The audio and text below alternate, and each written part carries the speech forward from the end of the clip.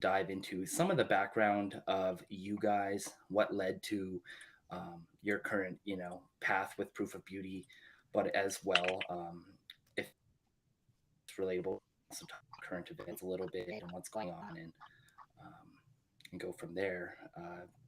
Tons of different things we can talk about. That sounds good. Cool. I just also sent the link to you that for last week Fantastic. episode two. But Thank you. so you sorry, so I kind of missed a question again. You're talking about current events. Yeah, I was saying we could talk current events a little bit, but it would also be nice to talk a bit about, I was thinking it would be good for the audience to hear a bit about your guys' individual backgrounds. What led to like that choice to pursue Proof of Beauty? What the momentum was like that led you there? I've been privileged to hear a bit about Dave's background with Zero X, and I know you have some incredible stories to share, Dave. And so I figured at the very least, people could get to know you guys a bit more, and then we can go from there. Oh yeah. Okay. Well, Dave, you should start because origin story. Um, I mean, this is gonna be hard on a blank slate. But I mean, I did start my path into crypto. Well, not actually. No, I take it back. It technically would be wrong if I were to say this. Actually, um, I I was way back in college, freshman year of college. I actually was trying to make money to, you know, make ends meet. Is this first And cryptocurrency or like ever? Or first like cryptocurrency period, okay. I was approached by a few folks that said, "Hey, we want to build a DEX at the time," and they had a white paper and everything, and it wasn't Zero X, but it was just this very small team, and I don't quite remember the design honestly, but I read it, it was cool, and then I did some research on other DEX technologies, and at the time there wasn't many, so there's only Zero X protocol. I think I was able to look at. I don't even know if Oasis Oasis protocol from Maker was even available then. There was Ether Delta at the Yeah. time. Yeah. Yeah. I OGU. think that was about it, honestly. But I read that actually first, DEX technologies and relayers, and I was like, wait, what makes this work? And I was like, oh, the smart contract thing. And then I actually then read the white paper for Ethereum and then the Bitcoin white paper. So I think different to other folks, I actually started with a very unique Ethereum. application, and then actually brought it myself back to reading, the peer-to-peer cash theories and really appreciating what a blockchain is. Right? I just kind of just try to make money. Right. But that gig got me into a club at my campus that just allowed me to stay engaged for a very long time. And then I believe it was when CryptoKitties started to take off. And this was when this is when people were like, Ethereum is congested. We called it Yeah. congestion, Yeah. right? We Congestion. didn't even call it gas, or it was congestion, where gas prices were going too high and transactions were hard to get in because people were flipping crypto cats. And that was when it was like, oh, this is something cool. And I learned what an NFT is. I remember legitimately printing on paper the CryptoKitties smart contracts. Wow. I printed a stack of it just because I wanted it on hand. So whenever I'm in a lecture and I can't bring out my computer, I can just sit there reading the Solidity code of one of the very first 721 contracts. And that's how I kind of learned how to write a smart contract, was reading that. And then eventually I built my very first project, which was a generative art NFT project that you can argue is very similar to what Art Blocks is today, but it was 3 years too early. The project didn't quite work out. Um, but I had to build my own auction house at the time. I had to build a way to sell it because Why were you Zerex. approached Hmm. by these guys? What's up? Just for why were you approached by these guys? Just for like I'm gonna be engineers? honest. Yeah. I sent it. I put a message out. I was like, "Hey, here's my portfolio on like a group, on like a Facebook group," and then they just DM'd me randomly. It's like, hey, we'll pay you like $1,000. I was like, $1,000 for a young kid was a lot of money. So I was just like, I took it, and I built the whole effectively trading experience, kind of like Coinbase Pro. Um, but yeah, so I built an auction house, which honestly, if you were to look at it at its core, it is literally plus or minus a very crappy version of Foundation or Zora, which is fully on chain. It custodies your assets and whatever. It was really bad, but I wrote it because at the time I don't think Zurex V2 came out yet, which would have entailed uh, which would have given NFT trading experiences baked into that protocol. I think OpenSea just came out and Super Rare just came out, so I don't think those guys were ready for what I was doing. So I built my own thing, but that didn't work. But that got me a job at Zurex, Hmm. and spent years. This was clearly NFT winter. So had to work on DeFi uh, for a few years. Learned a lot, but with this new summer, I wanted to seize an opportunity to come back to. I think what really made me jump and leap into the crypto world, which was NFTs, and so yeah, so here I am. But not to say I don't like DeFi stuff. It was fun. It was exciting. It was a challenge, and I just think I have a heart towards uh, uh, the non fungible. Right. um, but but yeah, that's where I've come from. For me, is a very full circle. Like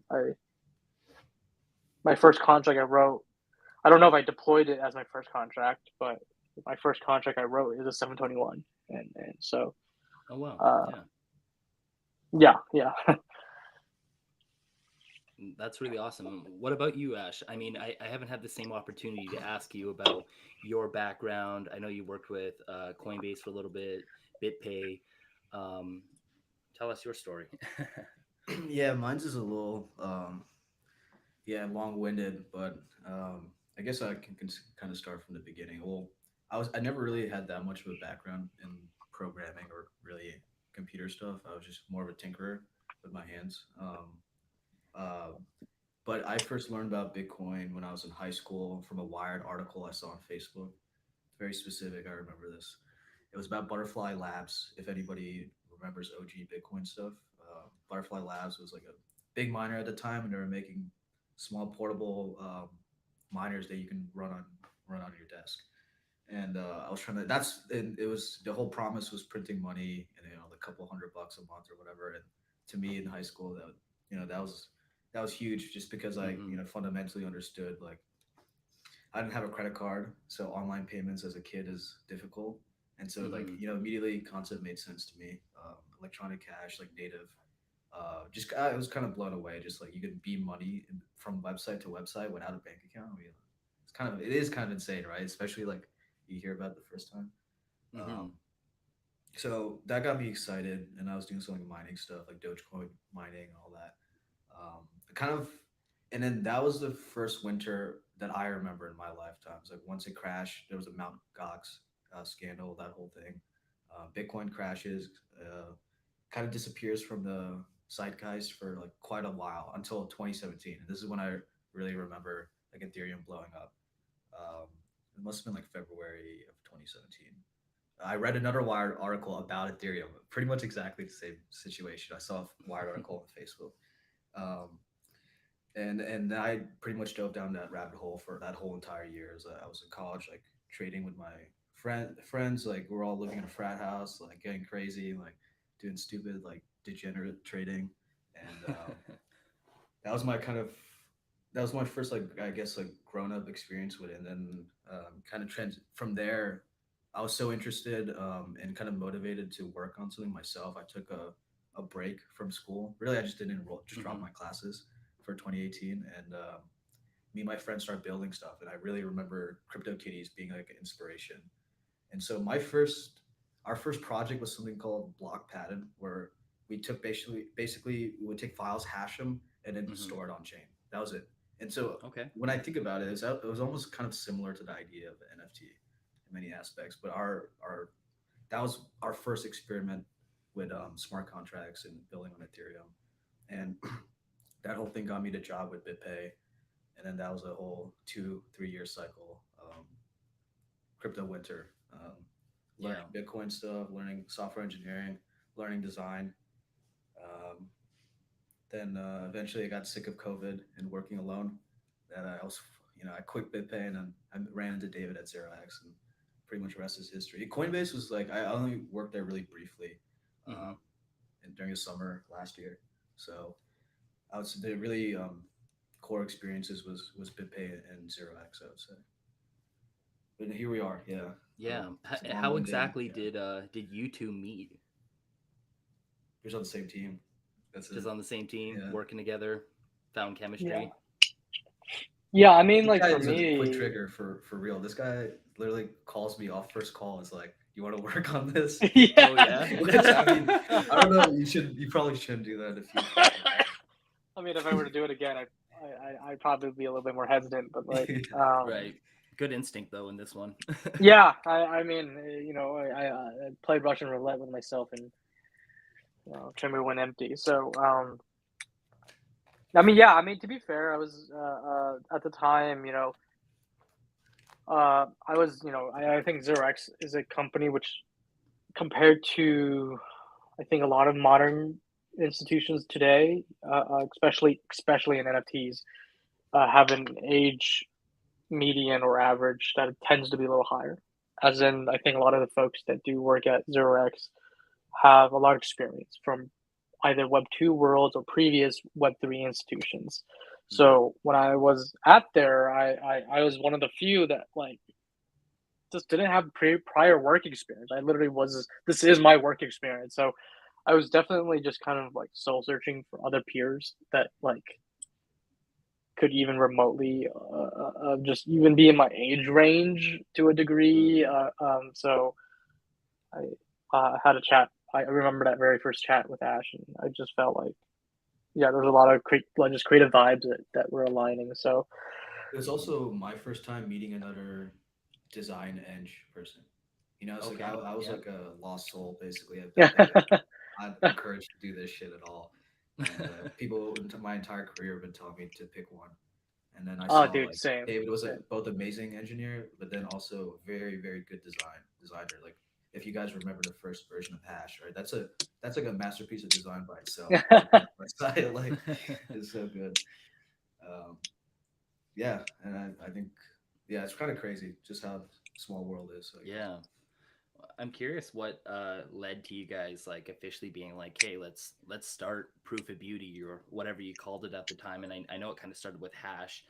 Um, how did you guys eventually arrive at calling it Proof of Beauty and kind of formalizing that relationship?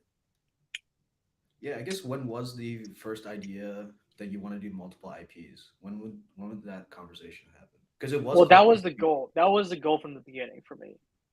Okay, Um, but you called Hash Proof of Beauty because so you didn't yeah, foresee. yeah, Yeah. yeah. It was so Hash was proof of beauty. So Yeah. so um, I mean, like, well, to be fair, like my original goal when I was building Hash was literally to make this like a private gig in the sense that there was no intention to create a studio. It was, for one, I didn't believe the project was going to grow big enough to make a studio. I think that was the main Okay. restraining factor. I was literally just sitting there doing the math, trying to say like, okay, how many NFTs do I have to sell to live for a month? If this is my full time job, like that was my goal. But like at the time, my head was still bustling with a lot of ideas. I was already kind of at the time preconceiving versions of the Burn project, the Mint projects that I wanted to do. Mm, I knew that at a creative level, Hunt or Hash was not meant to be the, the end game. It was meant to be actually the start of something. Um, but as the project started to grow and blow up, it came to realize, well, for one, for me was, there's certainly a lot of work when it comes to running something that grows really fast, and I needed somebody right. to shoulder some weight. That was really important to Mm, me. But two was, um, I really, really resonate with this idea that, like, as people who are very multidisciplinary, that who can produce arts, can design, can engineer, I frankly feel like folks like ourselves find it very hard to operate in a lot of traditional work environments where they demand of us to be one on one thing. And I was very fortunate that the Proof of Beauty became my sanctuary, and to a measure, I really found that when I was chatting with Ash, I was like, hey, this could be his sanctuary as well. Like, this honestly was like, yeah, like it feels like I found another like. I think our breed is very rare. Not to say that they don't exist in quantity. It's just like our breed that could do it at this quality and commitment that we do it at is very rare. I think a lot of folks who come from a design background do know how to code a little bit, right? Right.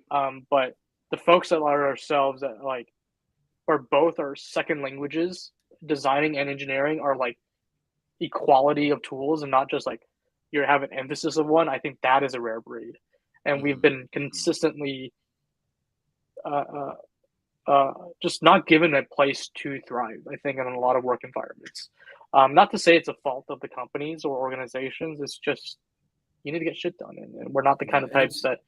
very difficult to parallelize those like fields of skill. Mm-hmm. Yeah, yeah, and I feel like for me, building a hash was an absolute joy. I was working 60 hours a week for 3 weeks in my December break, but that was probably I still look very, very fondly at that time, and felt I didn't feel overworked. I just felt that to be so joyous because I just was able to express my capabilities in my best ways possible, and I think that was something that I knew there was others out there that probably can value that as well.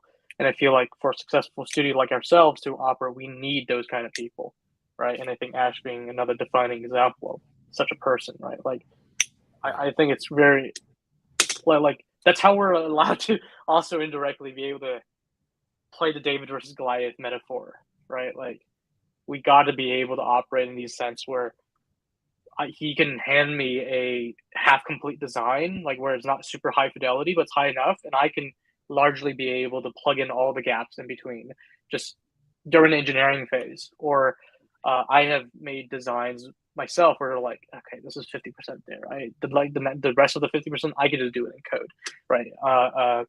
We are enabled by this, and I feel like this is genuinely something that I really resonate with me, and it's something that I think both Ash and I share is just like we're not just allowed to be ourselves in this studio. We're genuinely allowed to thrive in the sense that we can stretch our capabilities like to its own limits and go beyond sometimes even right.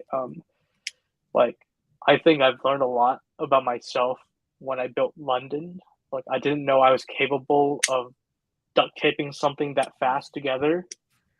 Um, So yeah, I think yeah. I'm being honest. I don't know. I'm completely lost track where this Well, conversation went. But I kind of have a question based on, I mean, from an operator's perspective, I also recognize that it's like incredibly hard to find good workers and good teammates and to find people where your synergies align.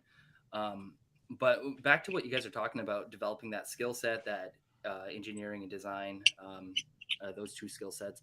What are some tips you'd give to people who kind of want to get to where you guys are? What does that learning pathway look like? Because I understand a lot of this is doing and being there and gaining the experience by being aware of what's happening in the space, but also um, continuously challenging yourself to learn and keep up. But what does that pathway look like, and what would you encourage somebody who's hearing this now who doesn't have any of the skills that you guys have to do to start building some of those skills? I can maybe take this one just because, like, let's say my pathway was a little bit more by force. I was not necessarily talented in any one of these fields.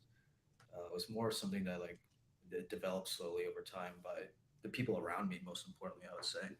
Um, so I mean, if I was to kind of like think about how I developed my own like design and engineering skill, basically coming from zero, and I kind of like track some of this progress on my website as well. Like explain, it's shout out I to the know, yeah, website Ash. yeah, Fuck. can't. Yeah. Yeah, so because I literally put my designs in order of, and I created them, and they're very obviously like complete shit at the bottom, like garbage, absolute garbage.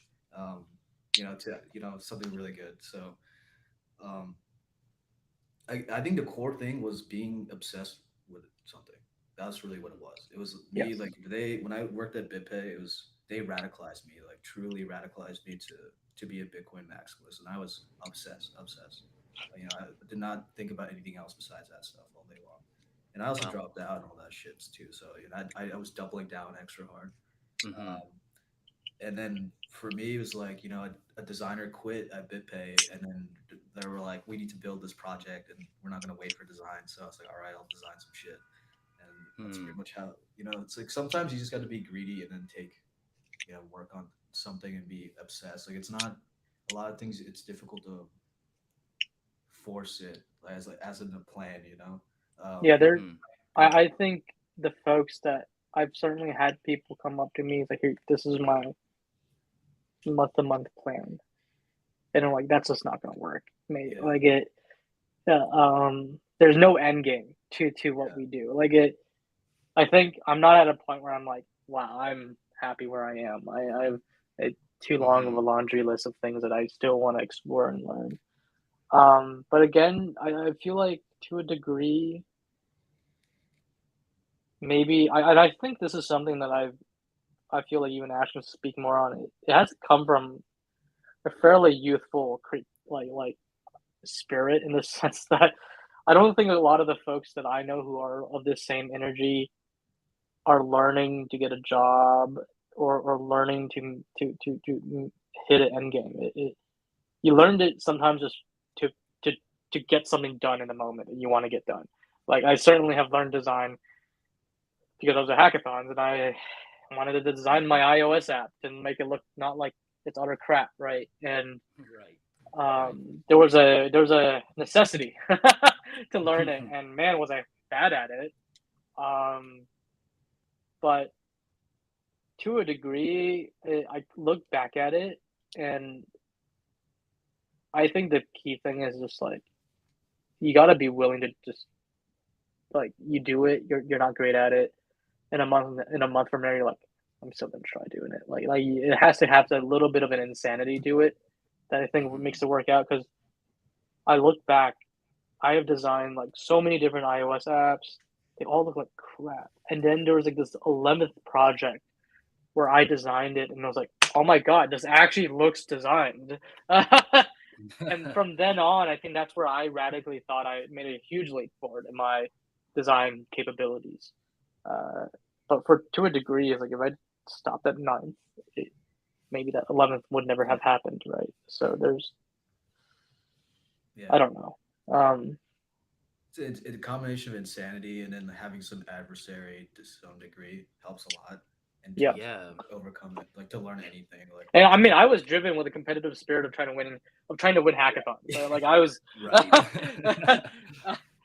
so for me at BitPay, it was just like everyone was telling me that this is garbage design, or you can't do that, or this is Oh not wow. gonna Yeah. work. That's classic startup shit. So yeah. So who do you guys hold yourselves up against today? Like or maybe who do you said like adversaries, like who do you ask for advice, or is there anybody that you hold your work against? Um, it's a tough question, actually. Yeah, I mean, uh, well, at a strategic sense to what I do and what I build, not really anymore. Um, in the sense that I do find the qualities of our work to be so wholly unique that my role models rarely come from crypto itself. exactly. Mm-hmm. Okay.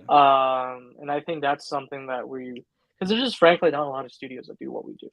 And when we're operating around where most things are brand based, like a good PFP project is really just like a massive Web3 brand, which is just not how we play. Right. There certainly has been projects like ourselves. I can think of like Matt Castle. Emergence, Yeah, Math Mm. Castles Mm-hmm. that we can look up to, but I don't think. But I mean, I think this is both a double edged sword. But like having anonymous identities makes it so hard as a creator to identify with another creator.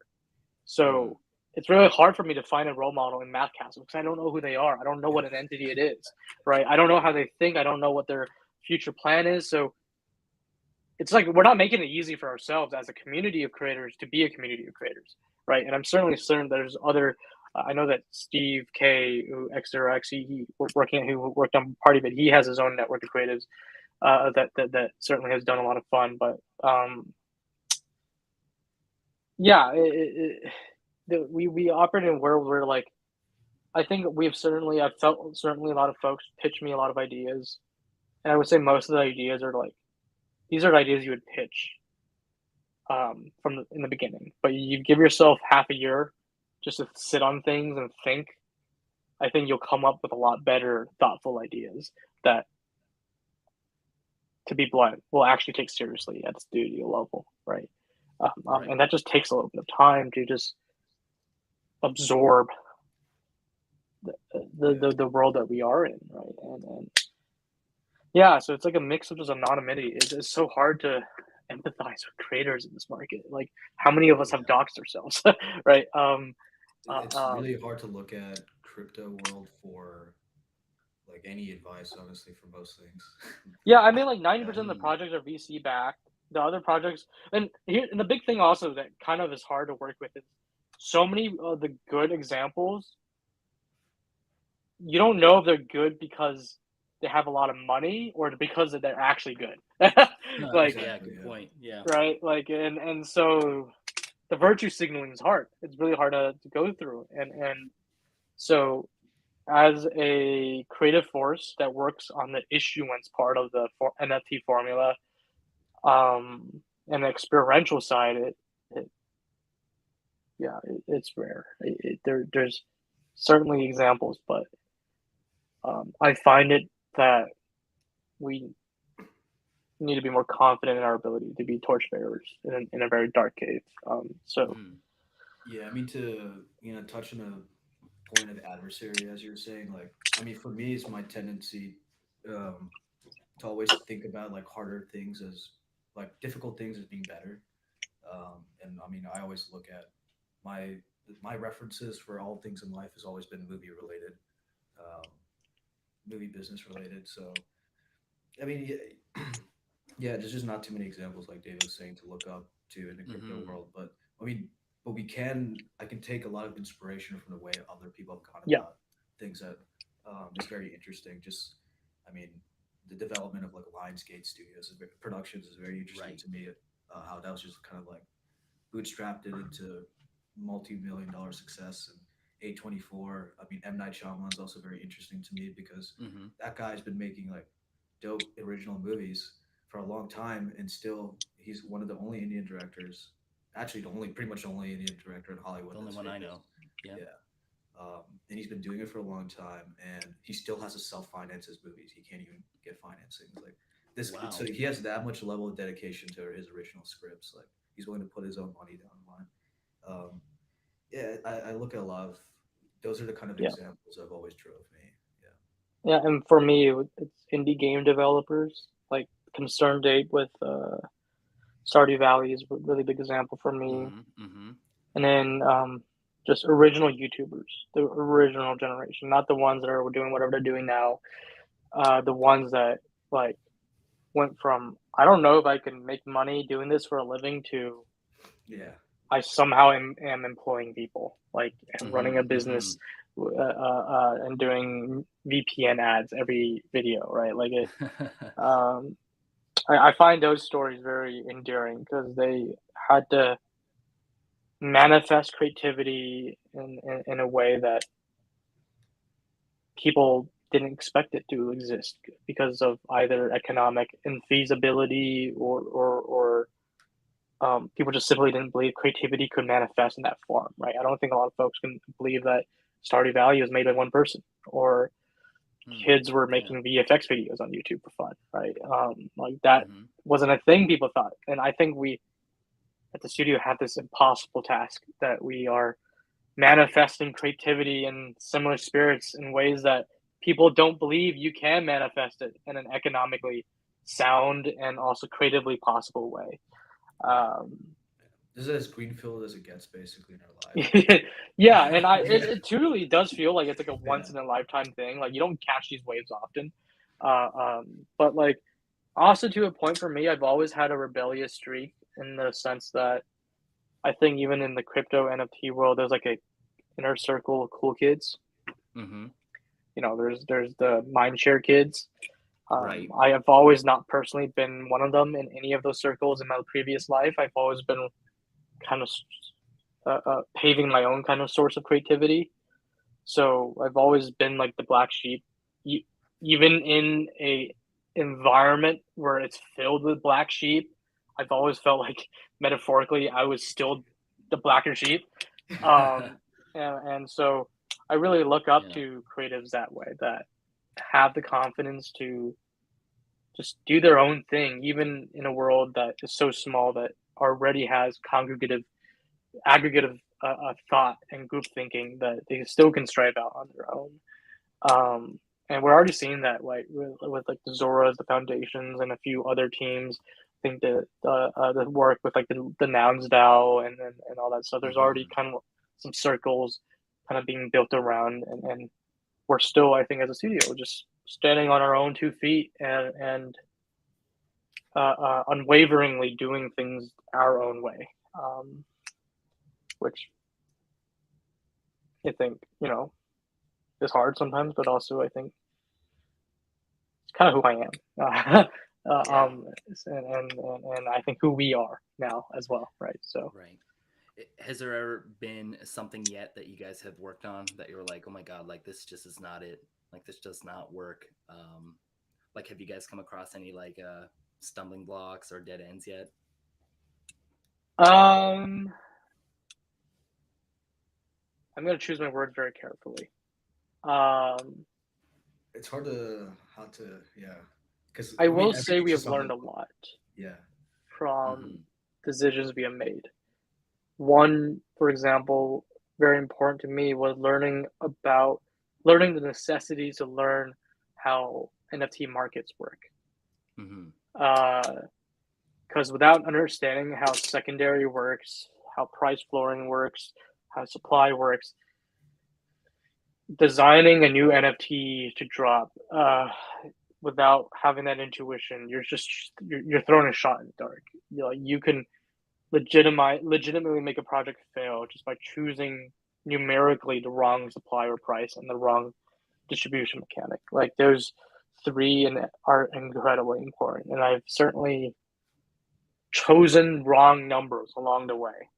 Hmm. Um, and that skill to me was not something when proof of beauty started. I think the whole industry even understood properly. Like I don't think the industry knew how to do these things, and I was one of the guys who didn't know. And I think we're looking at a market today that has a pretty understood um, understanding for that, in the sense that I think A lot of data. PFPs have a pretty good uh, uh, distribution profile. So does generative art ones, but we are still Mm-hmm. unique. But we still can learn a lot from them and learn and analyze. So that's one of the big things that I think we've certainly had stumbling blocks along the way with certain smaller drops that were either mispriced or misdistributed or mistimed or misapplied. Um, and if we were to do a second time with new knowledge, I think we would do better performance wise with those projects. And Saga had a few repricings in its history as well, right? Right. So yeah, that's one big thing for me. I'll let Ash speak on another thing. Um, Unless you got speak nothing, I on, can go on. yeah, I mean, speak on anything specific you're talking about. I A think we can stumbling reflect blocks. I upon mean, about yeah, our ideas of community building. yeah. I mean, I think I think because a lot. I mean, last year was a huge full bull cycle of all this NFT, right? I mean, there's a lot of like we get a lot of signals of things that we want to do, right? Just like DAOs and communities and like is is never ending, and it's always going to keep growing. It's probably going to happen again. Mm-hmm. Um, so I think probably the big lesson for us is to kind of take a step back when we think about things, like, and just Mm-hmm. come, like, again, think about the ethos of proof of beauty. Think about a thesis. Why are we doing this? We're going to do this for 10 years, and then I think to an extent we just have to ignore the noise, and then do a better job of also fitting. Like, it's a balancing act that's very painful, for anybody to do. Right? It's like watching the market. David stays on top of all that shit. I would kind of completely ignore it. He My does. cross to bear. Yeah, yeah. So like this is in and out. Like what's trending this week? Like why is it trending? It's like what's going on? What's going on Twitter? Like there's balancing act of that, and also the balancing act of we have to make good art, like things that we actually care about, right? Not just care. It's not just formulaic for price performance. Right. Um, and then I think how we actually do that is the big question that we have to keep thinking about. I think we're starting to get a much stronger grasp on it, especially with our Mm-hmm. two upcoming things. Um, Not just a grasp, but a value to it. I don't think right. before I've ever valued so much. How do we, do what we do? Like, Yeah. Yeah.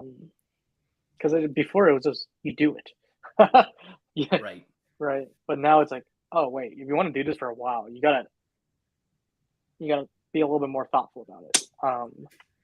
And I Exactly. think that's a really big lesson. I think London has certainly been one of those projects that's literally is the Nike slogan of just do it. Yeah. and Yeah. that can get dangerous at times. But yeah, like I think we're gonna make certainly our share of mistakes with our future two projects that are kind of going through the door. Mm-hmm. But I can say in confidence that they are made with a more mature respect Yeah. For towards sure. creation Mm-hmm. and towards what we do. Um, and yeah, I think it's like one of those very big stages of growing into the studio as a livelihood, right? Mm-hmm. Mm-hmm. And I will say in confidence, these projects, right, are not influenced by current trends. Like they are Mm-hmm. maybe critical of it, but they Yeah. are not. Critical. Uh, yeah, they are not of the. Yeah. They are not of this generation. Yeah. Not of this of the previous So generation in any aspect. But I think um, yeah. one more like thing it's kind of tangential completely, but I just thought about it. Um, it is problematic for me because so like celebrities have very obvious personas online, right? Like Kanye West or whoever the fuck, right? Mm-hmm. Elon Mm-hmm. Musk. But actors don't really. Actors are really mysterious if you think about it. Even if they're like, if you look at someone like Joaquin Phoenix, you don't really know what he's like in his Yeah. normal life, right? I mean, he gets paid to deceive you, so Exactly, right? Exactly. And yeah. I've always fundamentally respected that quality of like the actor industry. It's like these guys are all kind of like mysterious, weird people. And you have to be Mm-hmm. weird to be an actor, right? And Right. I've always preferred that approach, at least when it comes to us. Is like we want to just be quieter, more mysterious. I mean, we're also Mm-hmm. bad at Twitter. Let's be frank, right? It's like yeah, We'll much easier improve for us. that. Yeah, Yeah. like the point of the podcast is so we can have like an outlet to communicate. But I think fundamentally we still very much are on that side of the fence. Right. So, with respect to some of the things that are happening right now, I mean, what we're working on is pretty different. But what are some of the things that you guys are keeping an eye on right now? What do you think needs to be watched right now in the marketplace we're experiencing? um, well, I don't think this last week has been particularly notable. Um, but I feel like we're at a really strong point with the market that's cooling that we are really consciously seeing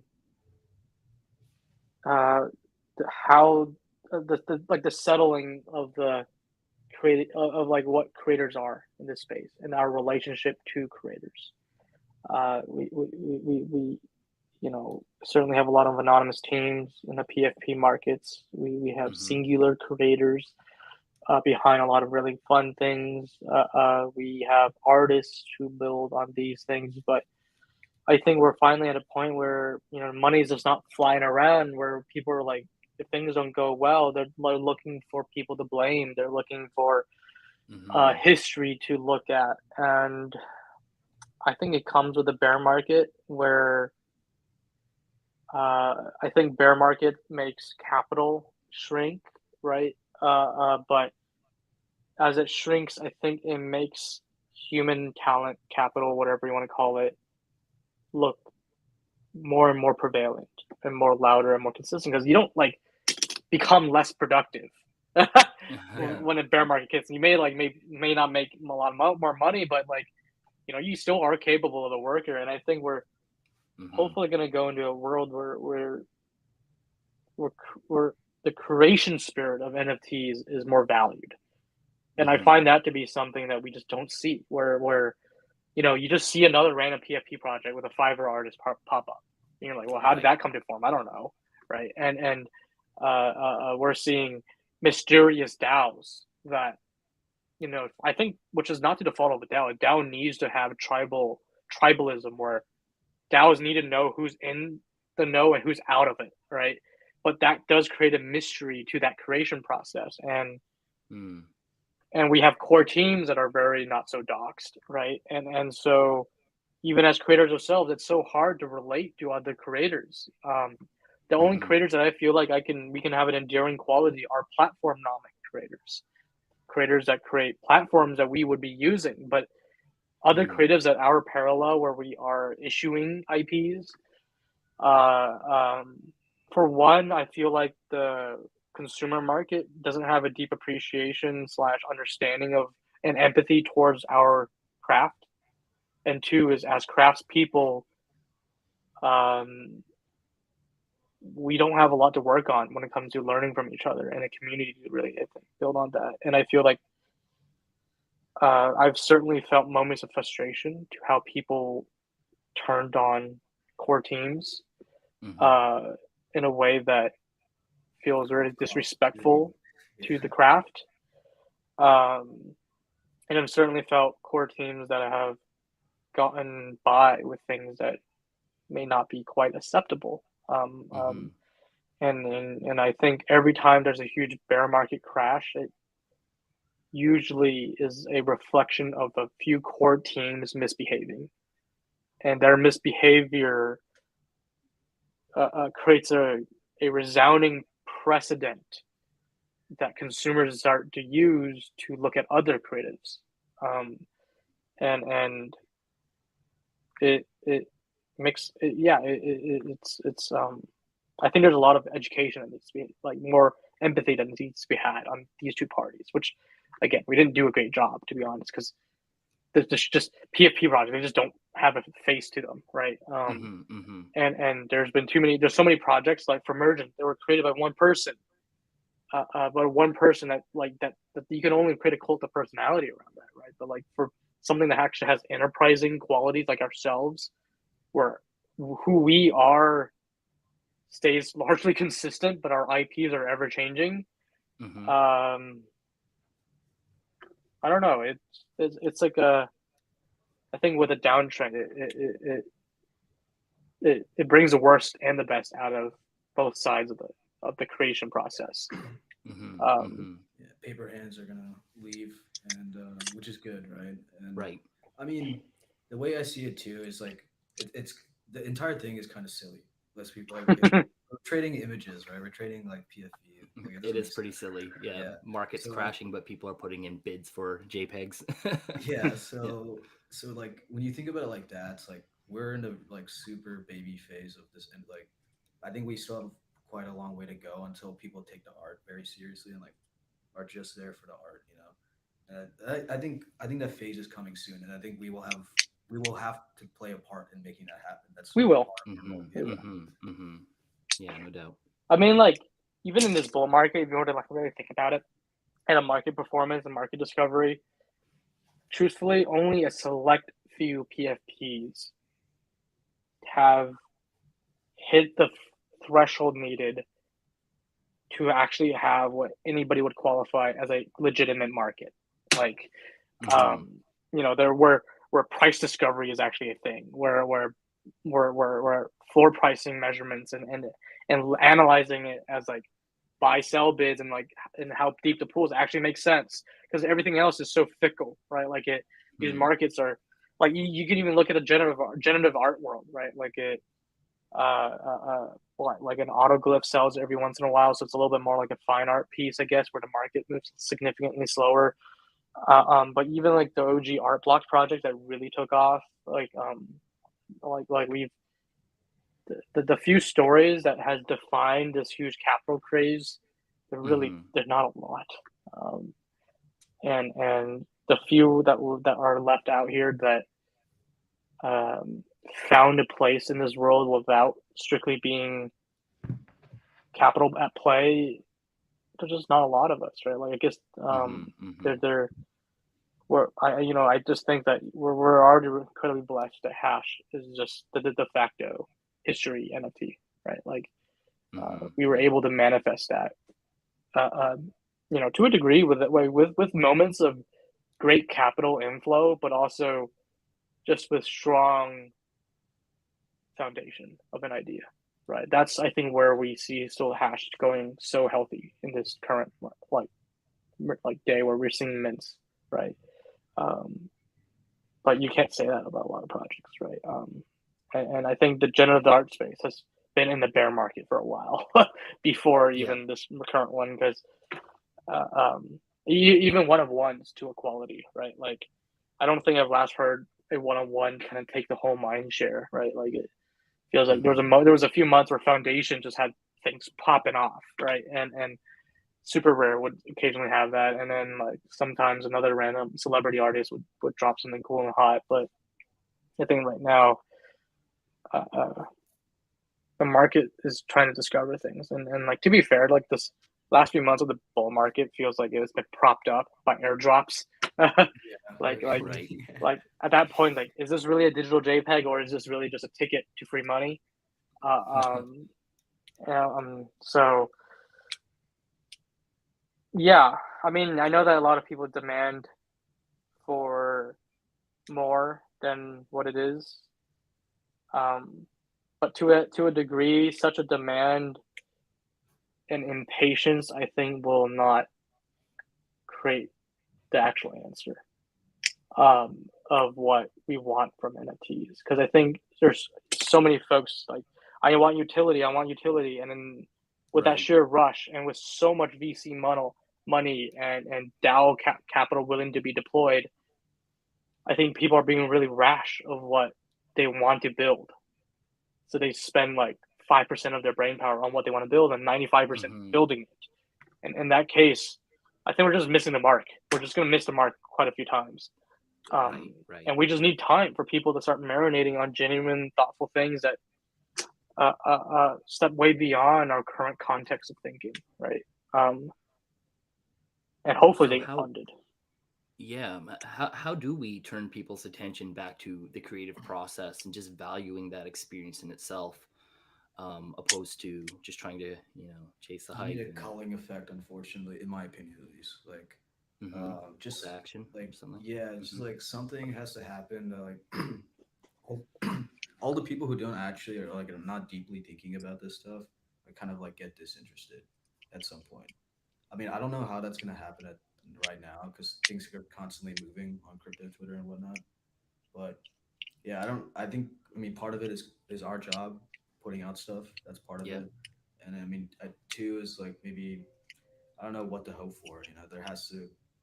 I do think like there is like a massive amount of like noise and just sludge basically of people essentially in this space that it's gonna only hold it back really. And I think we talked about this last time, right? Where it's just like everyone, 99% of people are thinking of the NFT as a wrapper, and they're not Mm. thinking about everything else. You know. Mm-hmm. Mm-hmm.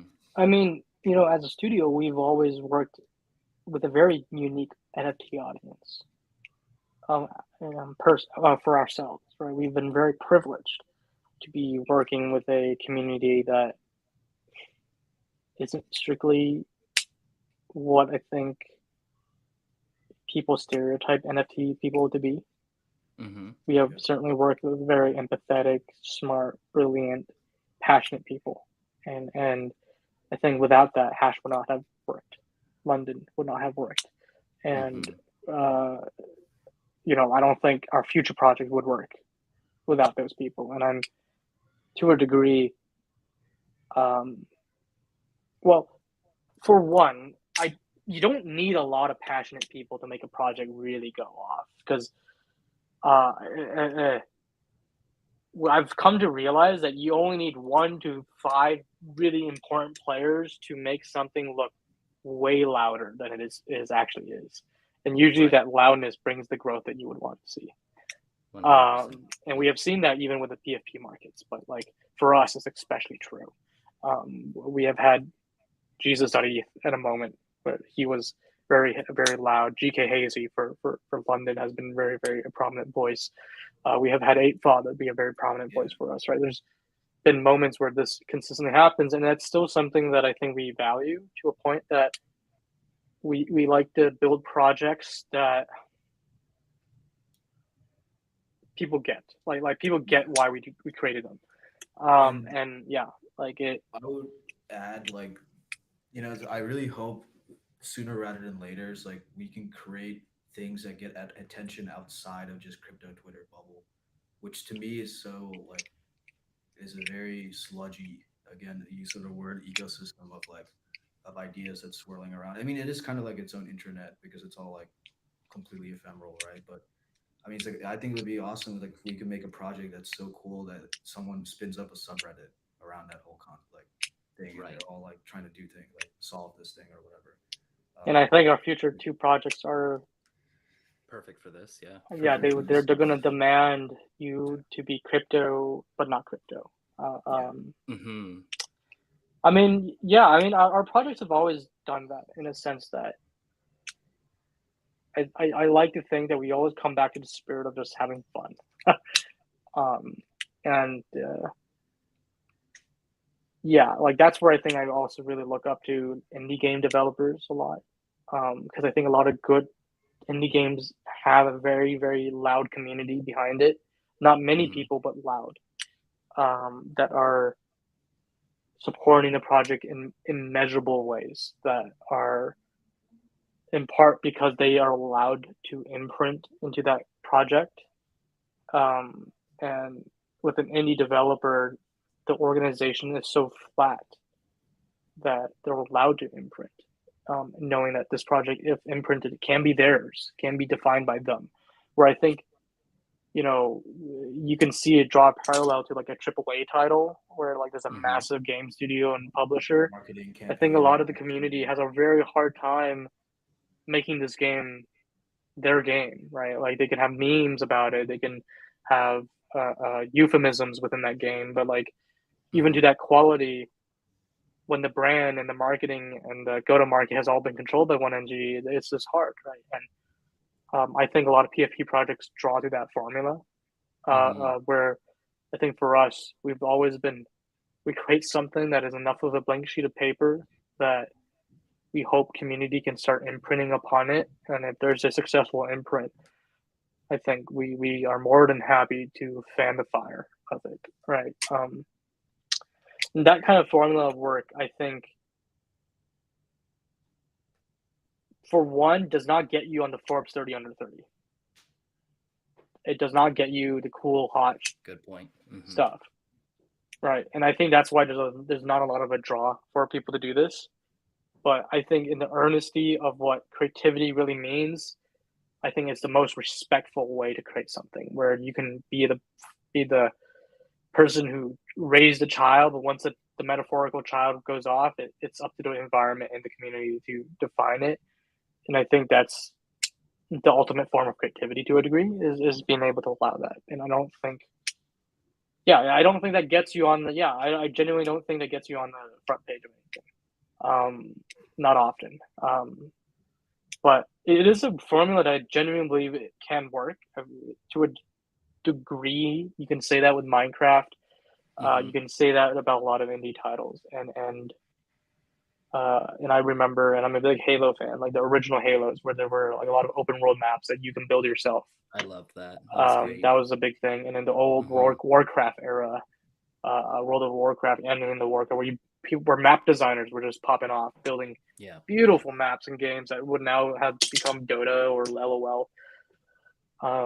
And I love that kind of energy, right? But it takes a degree of selflessness to your own work to be able to Yeah. manifest. And I think as Yeah. a studio, we're one of the fewer ones out there that are expect it, build for it, and that is our ambition. I think to build things that can be imprintable.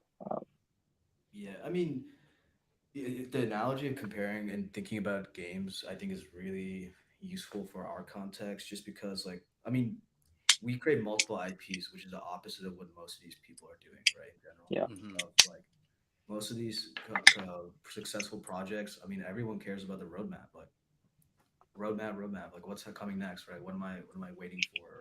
What is the utility or XYZ? I mean, but then you that like that can't be it, right? That can't be what we're doing, because the question is, how do AAA RPG games exist where there's an end to the game? How does that make sense, right? That's still a market, it's still a successful art form. Right. So we know this is possible. How we get there is going to be kind of up to us to define that entire sector. But Yeah. yeah, I mean, I think it is a challenge to everybody else. So why is all the NFT fuck faces thinking about everything like that, right? Roadmaps, because I mean, you Yeah. guys play RPG games, don't you? Right? That has an end, and you buy it, Hmm. right? 60 Hmm. bucks. So Hmm. I'm curious, like, how you guys both feel about gamified NFT experiences. I mean, obviously, that can be pretty broad. They can vary drastically. Maybe a better question would be, what makes a good gamified NFT experience? I think a good gamified NFT experience is what we do. I Yeah. genuinely believe that. I don't even mean that in tune our own just horn. Like mm, we have, just the close. more you make it a game, the less it is an NFT, which has a weird irony to it. Like I remember, if you guys remember Gods Unchained, right? Like that was a 721. It still is a 721, but like Hmm. Yeah. it's not an NFT really, in my eyes. Like, and I don't know why I say that. Like it has its own chain at this point. It's like it really is an end to me to an it's like at this point to me, like I feel like if you want to build things that look like traditional Web 2 games that are like, of the AAA style, that to me is a money problem, honestly. Like it's not a blockchain problem, it's a money problem. It's like you got to hire the best artist Yeah, that can do the quantity of art you need to do to produce such a thing. You need the developers to build it. You need to have the experience, the institutional knowledge of running a studio that can bring engineers, artists, game testers, production staff all together and produce something in a timely manner.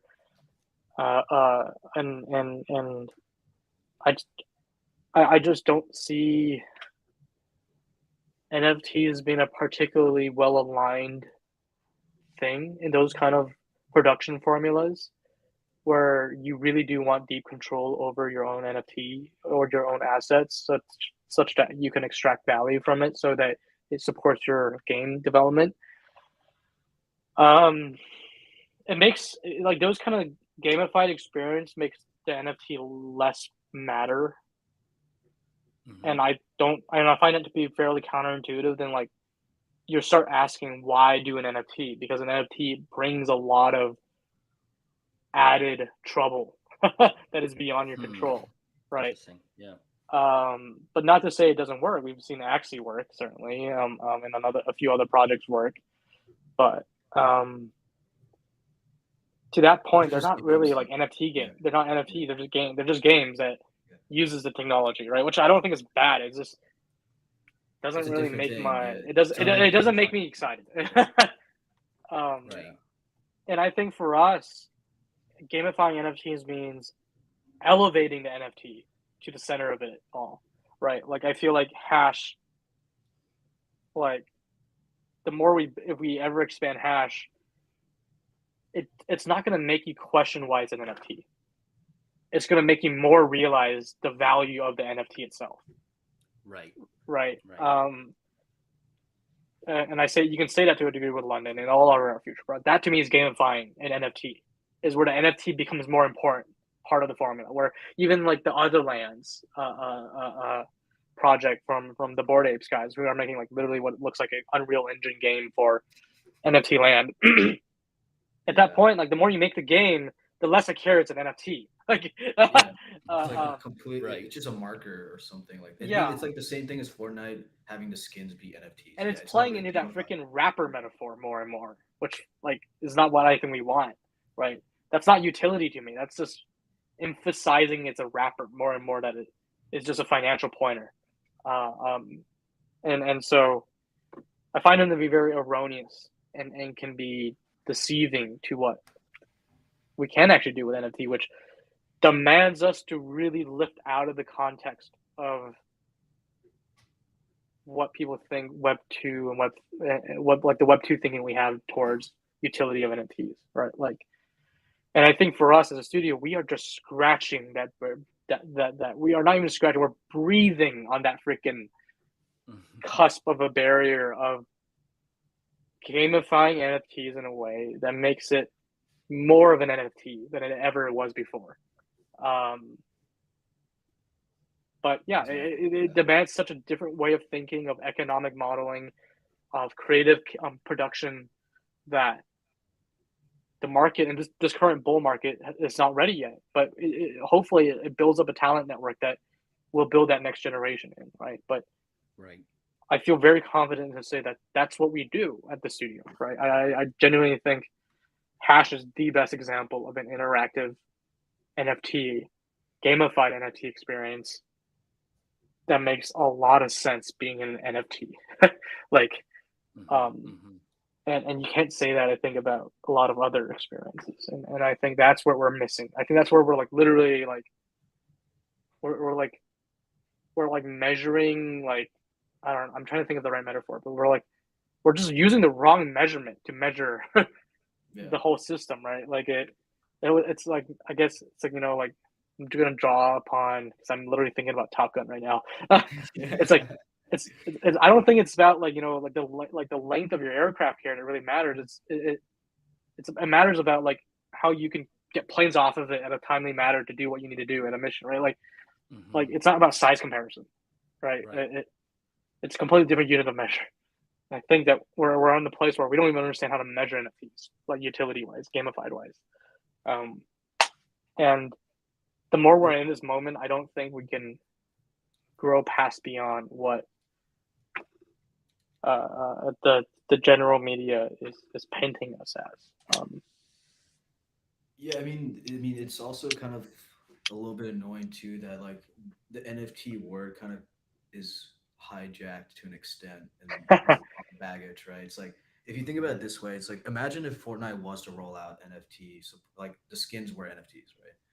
And you could trade really what the functionality would be just trading skins, which is Right. great. Maybe some kids can make some money. That's good for someone, but they would that's not what they would do, right? They wouldn't just say, oh, trading for skins enabled. No, they would it would be like a whole like NFT thing and like an auction of some special skin and like all this shit, right?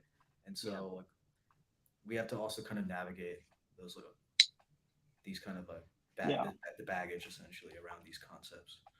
I mean, yeah, like these kind of emergent behavior that NFTs are supposed to bring to gaming, they already have happened.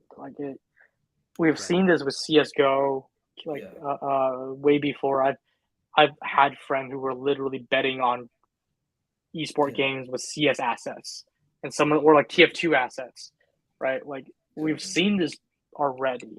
Like it isn't a new behavior.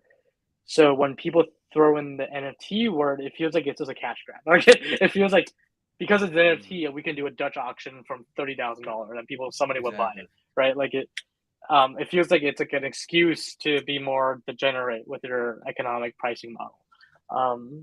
And Yeah. I just feel that to be disingenuous to your consumers. I feel that to be a cheapening of what you do as a creator. Um, and yeah, so am I disappointed? Yeah, but I guess like welcome to the market. When there's so much money laying around, this is the behavior will happen, right? Like Yeah, and we're used to it too because we've been working in this crypto shit forever, right? So like, Mm-hmm. we have a lot to be disappointed about already at this point. So like, Yeah, yeah, Right. yeah. But that's why we're working on it, right? That's why we're here. That's why we yeah, basically dedicated our life to it. So Mm-hmm. Mm-hmm. Well, awesome, guys. I that was over 60 minutes. I'm not too sure how long you guys yep, wanted to go on here. I feel like that could be an awesome place to end it off. In general, it was a great conversation. I've just loved picking you guys' brains. I'm wondering if there's anything you guys want to add here. no, that was uh solid. I keep on getting reminded of the quote, history does not repeat itself, but it rhymes. Right.